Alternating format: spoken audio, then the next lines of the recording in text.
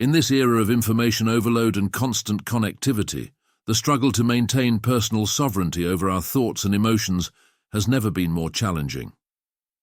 As we navigate through the cacophony of daily life, bombarded by a barrage of opinions, advertisements, and societal pressures, the quest for mental autonomy emerges as a crucial endeavor.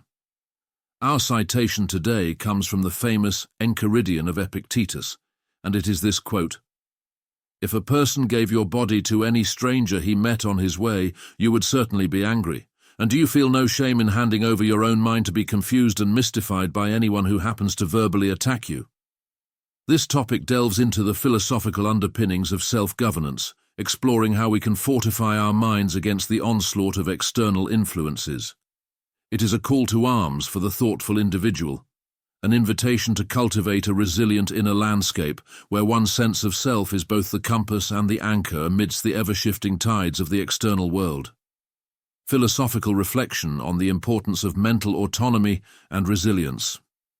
It draws a parallel between the physical body and the mind, suggesting that just as one would be outraged if their body were given away without consent, one should also guard against allowing their mind to be influenced or disturbed by the negative opinions or comments of others. Here's a breakdown of the meaning. If a person gave your body to any stranger he met on his way, you would certainly be angry.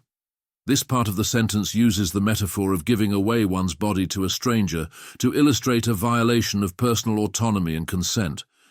It implies that such an action would naturally provoke anger because it's a breach of one's personal boundaries and integrity. And do you feel no shame in handing over your own mind to be confused and mystified by anyone who happens to verbally attack you? This part challenges the reader to consider why they would allow their thoughts and emotions to be easily swayed by someone else's words. It suggests that one should feel a sense of shame or concern for not protecting their mental space with the same vigilance as their physical body. The overall message encourages individuals to value and protect their mental well-being, maintaining control over their thoughts and emotions rather than letting others disrupt their peace of mind. It's a call to cultivate inner strength and not to surrender one's mental composure to external forces or criticisms. Now we will discuss 10 ways the concept of mental autonomy can relate to our lives today, along with suggestions for implementation. 1. Social media influence. In an age where opinions are rampant on social media, protect your mind by critically evaluating information before accepting it as truth. Implementation. Practice mindful scrolling and fact-check before sharing or reacting to posts. Set specific times for social media use to avoid constant exposure. Engage in digital detox sessions regularly to give your mind a break from the online world. 2. Peer pressure. Stand firm against peer pressure that tries to sway your decisions or beliefs. Implementation. Cultivate self-awareness and confidence in your values to make independent choices. Surround yourself with people who respect your choices and encourage you to be your authentic self. Practice saying no without feeling guilty. 3. Workplace dynamics. Don't let negative feedback or criticism at work undermine your self-esteem. Implementation. Seek constructive criticism and use it for personal growth while disregarding baseless negativity. Develop a support network at work to discuss and manage negative interactions. Focus on your achievements and strengths rather than dwelling on criticism. 4.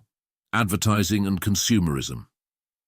Advertisements are designed to manipulate desires and decision-making. Implementation.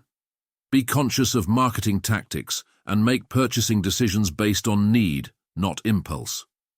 Create a budget and shopping list to stick to planned purchases. Educate yourself on consumer psychology to recognize when you're being targeted by ads. 5. Political rhetoric. Politicians often use persuasive language to influence public opinion. Implementation. Research policies and form your own opinions based on facts, not just persuasive speeches. Engage in discussions with a diverse group of people to gain different perspectives. Avoid echo chambers where only one viewpoint is reinforced. News and propaganda. A group gathers around a television broadcasting news. One viewer questions the narrative, sparking a discussion on the underlying biases and intentions. Take a step back to analyze the motive behind news stories. Are they informing, persuading, or inciting? This can help in discerning the truth. Cultural expectations. At a traditional family dinner, a young adult expresses their unconventional career choice, challenging the expectations of their elders while still showing respect. Reflect on which cultural norms align with your values and which do not. Seek out role models who embody the balance between individuality and cultural respect. Educational systems. In a classroom, students are presented with a single perspective on history. One student raises their hand asking probing questions that invite alternative viewpoints. Engage with multiple sources of information on a subject. Participate in debates and discussions to challenge and refine your understanding. Relationship dynamics. A couple sits on a park bench, engaged in a deep conversation where they share their individual dreams and aspirations, supporting each other's personal growth. Regularly assess your relationships to ensure they are reciprocal and respectful. Engage in activities that reinforce your sense of self outside of your relationships. Self-doubt and inner critic.